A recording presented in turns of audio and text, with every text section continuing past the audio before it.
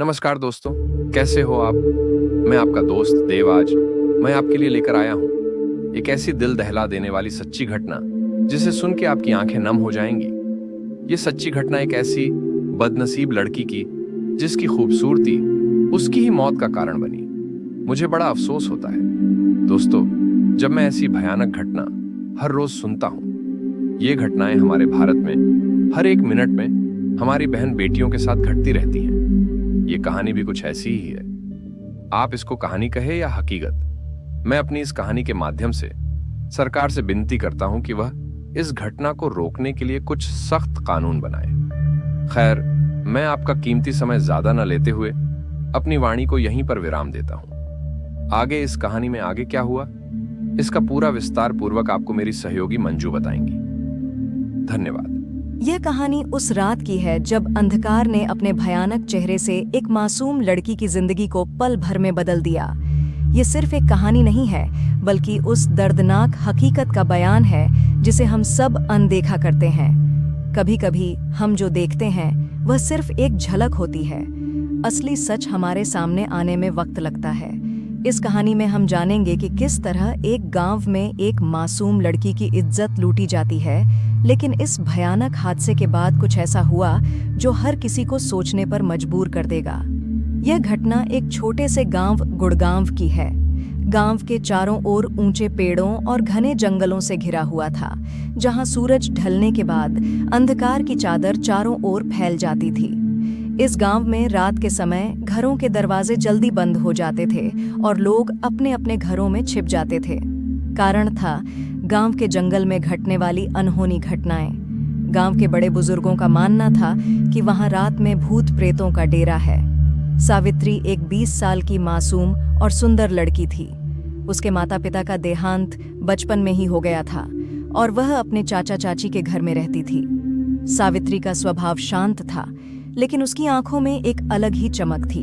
वह एक मजबूत और साहसी लड़की थी जो हमेशा अपने आत्मसम्मान के लिए खड़ी रहती थी। एक रात सावित्री को देर हो गई। वह अपने गांव के पास वाले दूसरे गांव से एक शादी समारोह से वापस लौट रही थी। रास्ता अकेला और सुनसान था और चारों ओर सिर्फ जंगल का सन्नाटा था। हवा में कुछ अजीब सा डर महसूस हो रहा था। सावित्री ने तेज कदमों से चलना शुरू किया, लेकिन तभी उसे महसूस हुआ कि कोई उसका पीछा कर रहा है। वह पलटी तो वहां कोई नहीं था, पर हवा का झोंका और सरसराहट ने उसके दिल में डर भर दिया। कुछ देर बाद एक गाड़ी की आवाज सुनाई दी। यह आवाज गांव के गुंडों की थी जो अक्सर रात में इधर उधर घूमते रहते थे। गांव के इन गुंडों ने न सिर्फ गांव में डर का माहौल बना रखा था, बल्कि कई बार लड़कियों के साथ दुर्व्यवहार भी किया था। सावित्री ने उन्हें देखा और उसका दिल तेजी से धड़कने लगा। उसकी कोशिश थी कि वह जल्दी से किसी तरह अपने घर पहुंच जाए, लेकिन अंधेरी रात और घना जंगल उसके रास्ते में रुकावट बने हुए थे। गाड़ी अचानक से सावित्री के सामने रुक गई। उसमें 4 गुंडे थे, रणवीर, विकास, नरेश और सुरेश।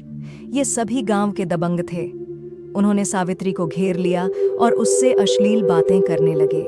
सावित्री ने खुद को बचाने की बहुत कोशिश की, पर वे 4 थे और वह अकेली। वे उसे पकड़कर जबरन गाड़ी में बिठा लेते हैं। गाड़ी गांव से दूर एक सुनसान जगह पर जाकर रुकती है।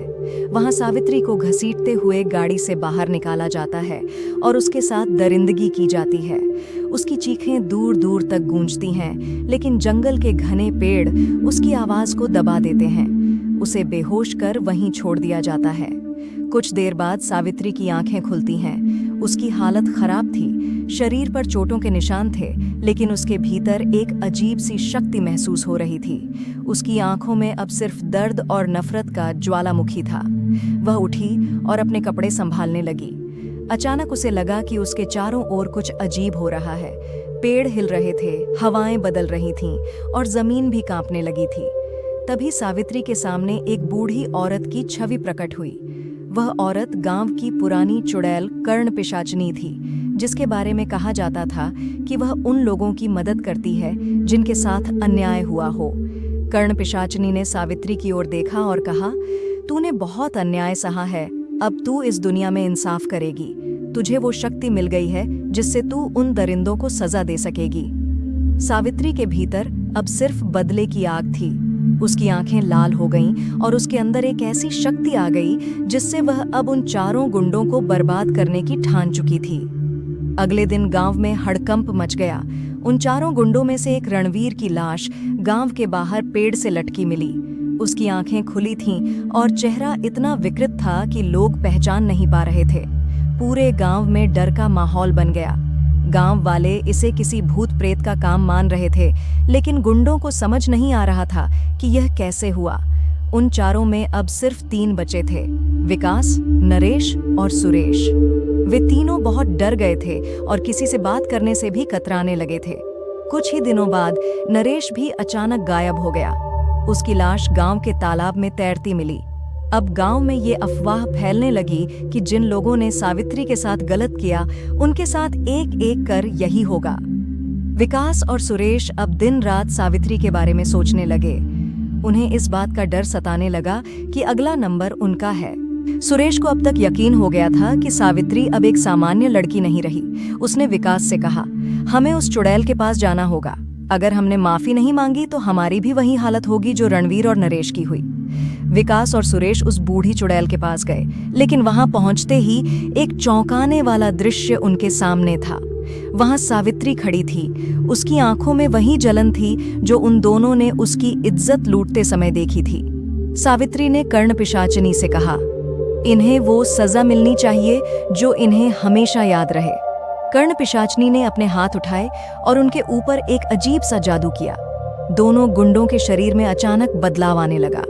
उनका शरीर सूखने लगा और उनकी आत्मा को जकड़ लिया गया। विकास और सुरेश अब न तो इंसान रहे और न ही प्रेत। उन्हें सजा मिली, लेकिन वो अब इस दुनिया में इंसान की तरह नहीं जी सकते थे।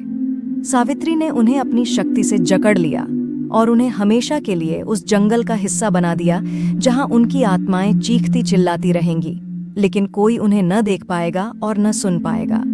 सावित्री ने अपने साथ हुए अन्याय का बदला लिया, लेकिन उसकी आत्मा को अब शांति मिल चुकी थी। वह अब एक सामान्य इंसान नहीं थी, बल्कि उस गांव की रक्षक बन चुकी थी। जिसने भी किसी निर्दोष के साथ अन्याय किया, उसकी सजा वहीं मिलती। कहानी का अंत चौंकाने वाला था।